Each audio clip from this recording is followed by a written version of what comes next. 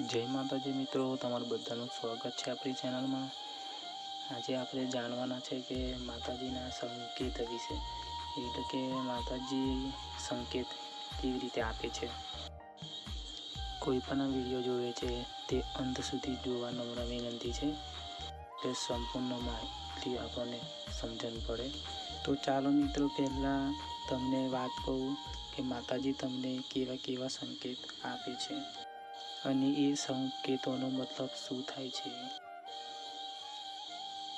તો મિત્રો, સૌ પ્રથમ પહેલાં તમને જણાવવા માગું છું કે માતાજી જે પહેલો સંકેત આપે છે તે આપે છે તમારા સપના દ્વારા। તો જો મિત્રો તમને સપનામાં માતાજી દેખાતા હોય, વારંવાર કંઈ કહેતા હોય, અને એવું એક વખત નહીં, એ સતત ઘણી વાર થવું જોઈએ, વારંવાર સપના આવવા જોઈએ, એટલે માનવાનું કે તમારા સાથે કોઈ માતાજી કે દેવ છે એવું સમજવાનું।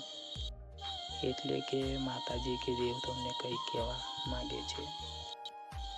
ત્યાર પછી હું વાત કરું કે ઘણા બધા માણસોને એવો પ્રશ્ન હોય છે કે અમુક માતાજી સપનામાં આવે છે તે અમુક કહીને જતું રહે છે, તે યાદ રહેતું નથી।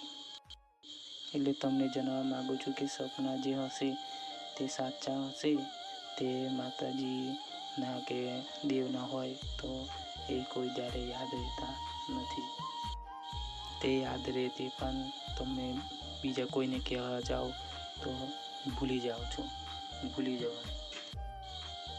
બીજી વાત કરવા માગું કે અમુક માણસોને કહેવું એવું છે કે રાતે 3 થી 4ના ગાળામાં સપના આવે, તે ભયંકર હોય, આમ હોય, ગમે તે હોય, આમ સપના આવે તે સમજવું કે બ્રહ્મ મુહૂર્ત કહેવાય। 3 થી 4ના ગાળામાં તે સપનું આવે તે પણ માતાજીને કંઈ સંકેત જ હોય, તમને કંઈ માતાજી જણાવવા માગતા હોય। 3 થી 4ના ગાળામાં અમુક જણની ઊંઘ હોય છે તે ઉડી જાય છે, એટલે તમારે સમજી જવાનું કે એ દેવનું સપનું છે, માતાજીનું સપનું છે। એટલે માતાજી કે દેવ તમને કંઈ જણાવવા માગે છે, કંઈ કહેવા માગે છે। આવું બનવાનું છે કે એવું કંઈ વિઘન આવતું હોય તે તમને જણાવવા માગતા હોય માતાજી કે દેવ। પછી એક વાત કહું કે તમારી સાથે દેવ હોય તો કેવી રીતે ખબર પડે। પછી મેં તમને વાત કહું કે તમારા સાથે દેવ છે તે કેવી રીતે ખબર પડે। કે મિત્રો, તમે એક વસ્તુ સમજો કે તમારું કોઈ બી કામ, એટલે કે હજારો માણસથી ના થયું હોય, તમારા બોલવાથી થઈ ગયું હોય, તો સમજવાનું કે માતાજીએ જ કર્યું છે। આવા એક કામની વાત નથી કરતો હું, આવા 17 કામ, અન્ય કામ જે કોઈથી ના થતા હોય, બહુ જ કઠિન કામ હોય, તે તમારાથી આમ સરળતાથી થઈ ગયું હોય, તો સમજવાનું કે માતાજી તમારી સાથે છે, એમનો હાથ છે તમારા પર। એટલે કે તમારામાં કોઈ પણ દેવ શક્તિ છે, માતાજીનો હાથ છે, તમારી પાછળ છે, ગમે તે એમ કુળદેવી હોય કે એમ ઈષ્ટદેવ હોય, તમારા ઘરના કુળદેવી, એવું સમજવાનું કે એમનો હાથ છે તમારા પર। ત્યાર પછી હું વાત કરું જો ત્રીજા સંકેત વિશે। ઘણા માણસો એમ કહે છે કે મને સપના આવે છે, એ હું કોઈને કહી દઉં તો એ સપનું સાચું પડતું નથી। એટલે કે એ સપનાનું મેં તમને કહું છું કે કોઈ પણ સારું સપનું આવ્યું હોય તો કોઈને કહેવું નહીં, અને ખરાબ સપનું આવ્યું હોય તો કહેવાનું। એટલે કે જે ખરાબ સપનું હોય તે તમે કહો તો એ થાય ના, અને પેલું સારું સપનું તમે કહો તે થાય ના। એટલે સમજવાનું કે ખરાબ સપનું આવ્યું હોય તો બીજા જોડે વાત કરવાની, એટલે તમારું એ સપનું થાય ના। તો આ છે સપનાનું તોલ।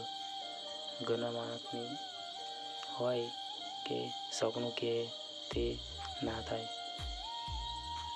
એટલે આમ ખરાબ સપનું હોય તો શેર કરવાનું, સારું સપનું હોય તો નહીં કરવાનું।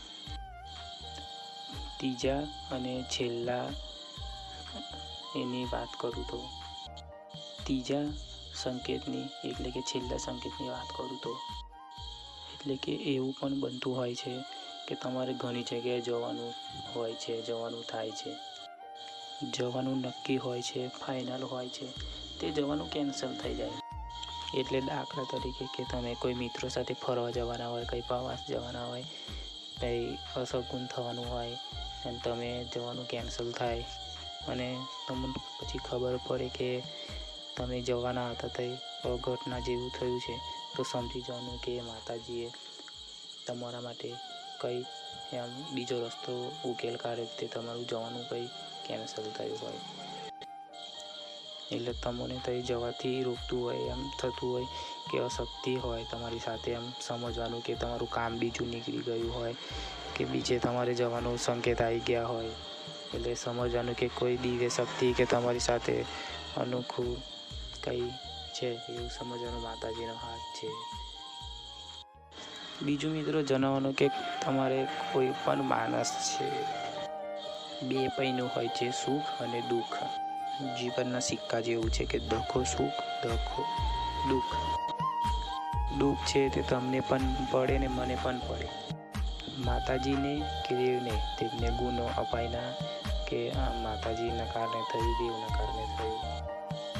પણ તમારા સાથે માતાજી કે દેવ છે કે તમારી કુળદેવી છે, દિવ્ય શક્તિ છે, તે તમારા પર કૃપા કરે છે કે મિત્રો તમે મારો વિશ્વાસ માનો કે કોઈ પણ દુઃખ પડતું હોય તે તમારા સહાયકારક બનશે ને બનશે.